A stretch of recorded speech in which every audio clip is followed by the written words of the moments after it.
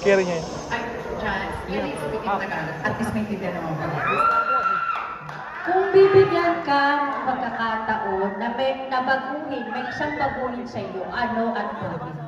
Okay, pero plastic. The answer is direct to the point. At sabi sa katapunan, kung may pipiliin man akong baguhin sa aking sarili, ay ano ito? Siguro ang aking babaguhin sa aking sarili, yun yung sana naging mabait ako sa aking mga magulang. Alam niyo kung bakit?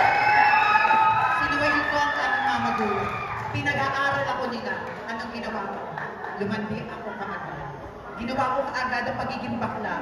Pero sa bandang huli, ako ay isang malaking pakinabang sa aking pamilya. My mother is teacher and my father is soldier.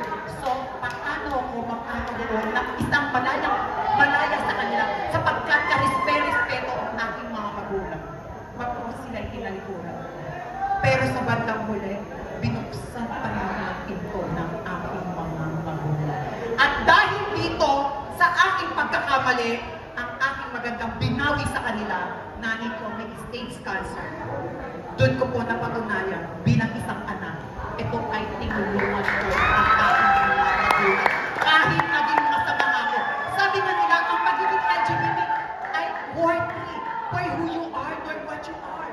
But you will become worthy for what others can do because of you. Basta meron ka ng respeto, tiwala, at sa iyong pananalig sa Panginoon Diyos. Sa nakikita ko, wala kang talo sa pagiging bakla o anumang mangyari dito sa ating mundo. Dahil sa pagiging bakla ko ito, malaki ang pakinabang ko sa aking pamilya. Sabi na, because we born to be truth, never to be afraid. Thank you. Alright, so thank you so much.